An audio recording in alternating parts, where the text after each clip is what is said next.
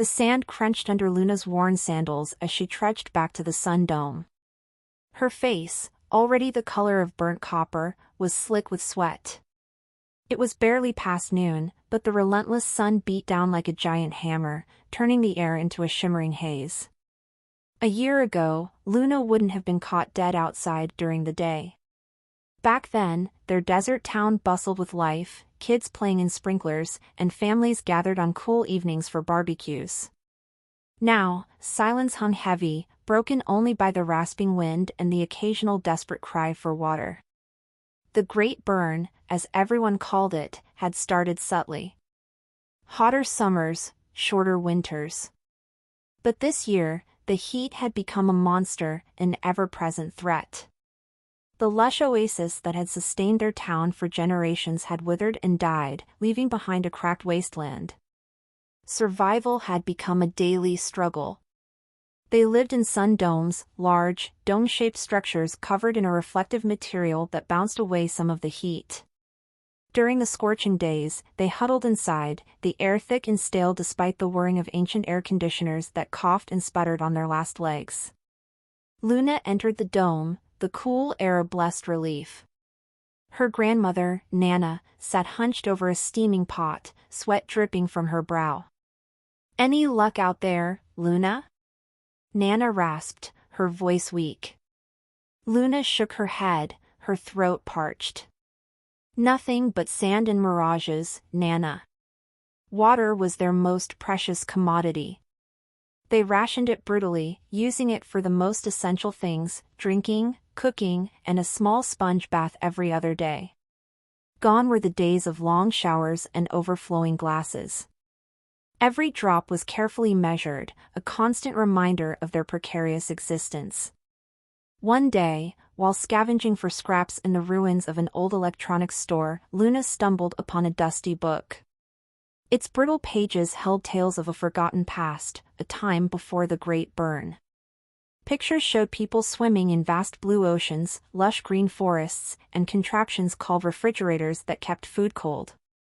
A spark ignited in Luna's chest. If such a world existed before, maybe there was a way to bring it back. She devoured the book, learning about inventions that cooled houses using wind and captured the sun's energy to power homes. It was like a lost language, but Luna was determined to decipher it. Driven by hope, Luna spent her nights huddled with the book, drawing diagrams in the sand and muttering to herself. Soon, her tinkering attracted others.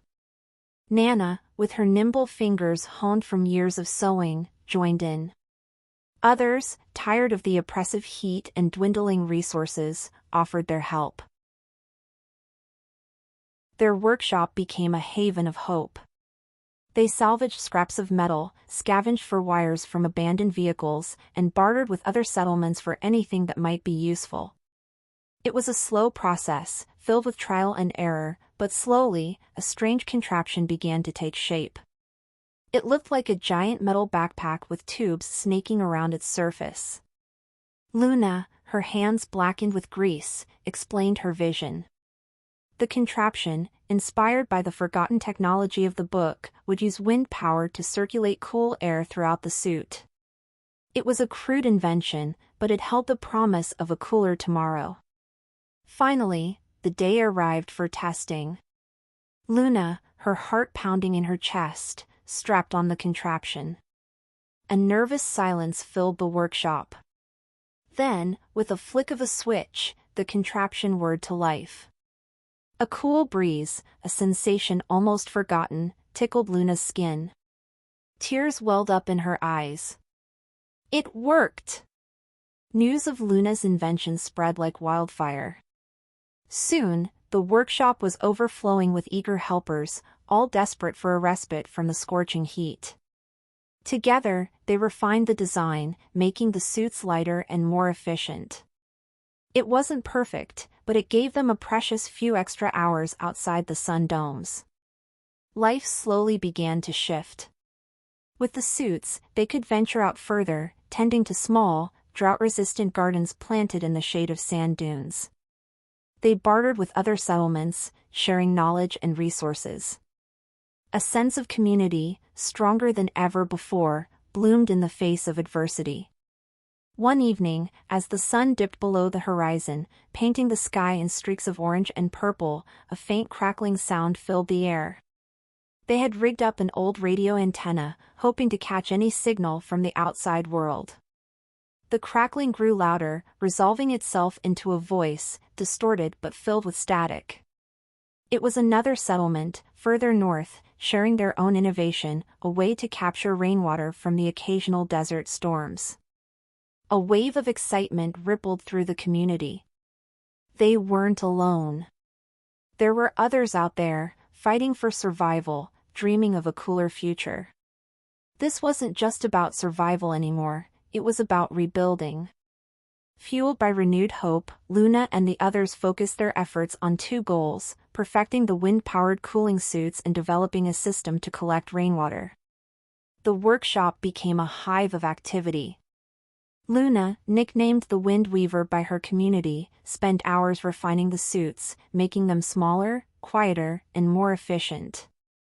Nana, drawing on her knowledge of desert plants passed down through generations, experimented with drought-resistant crops that could thrive on the meager desert rainfall. They built large, funnel-shaped structures with tarpaulin sheets, hoping to capture the precious drops when the rare desert storm rolled in. The first storm arrived unexpectedly, a swirling mass of dust and wind that turned the sky an ominous dark gray. Fear mingled with excitement as the community rushed to deploy their makeshift rain catchers. The storm raged for a few chaotic hours, then dissipated as quickly as it arrived. Disappointment washed over them as they surveyed the meager amount of water collected. But then, Nana, peering into a catchment basin, gasped. A single green sprout pushed tentatively through the damp sand. It was a small thing, but a symbol of hope nonetheless. With each storm, their water reserves grew, allowing them to expand their gardens and even raise a few goats for milk. The wind-powered suits became a staple in their daily lives. People could now work longer hours outside, repairing broken windmills and solar panels in nearby abandoned settlements. One day, while venturing further out with a group on a scavenging expedition, Luna stumbled upon a half-buried metal object. It was a robot, its once bright paint faded and its metallic limbs twisted with rust. But a flicker of light on its head indicated it might still be operational. They carefully unearthed the robot and brought it back to the workshop. Days of tinkering and studying its dusty manual revealed it was a terraformer, a machine designed to revitalize barren landscapes. It was a relic from a time before the Great Burn, powered by a revolutionary clean energy source they couldn't quite understand. Despite the limitations, the discovery sparked a frenzy of excitement. With the robot, they might not just survive, they might actually heal the scorched earth. Their focus shifted from mere survival to rebuilding. They spent months repairing the robot, scavenging for the necessary components, and learning how to operate it. Finally, the day arrived for testing.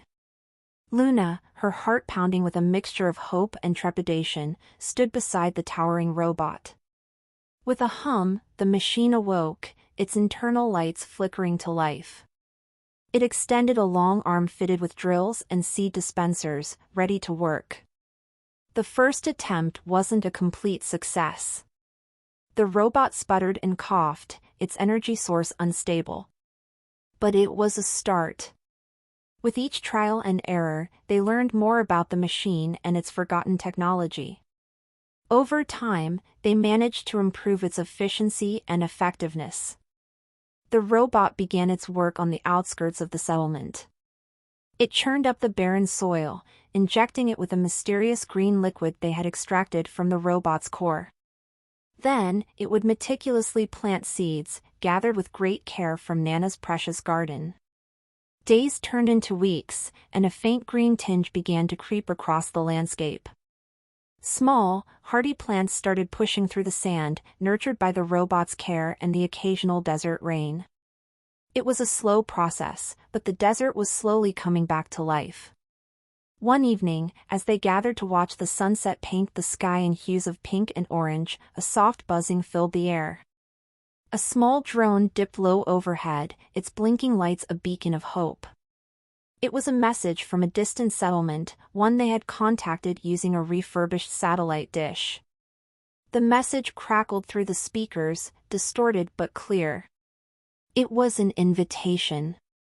They had developed a new, cleaner way to utilize solar energy and they wanted to share the technology.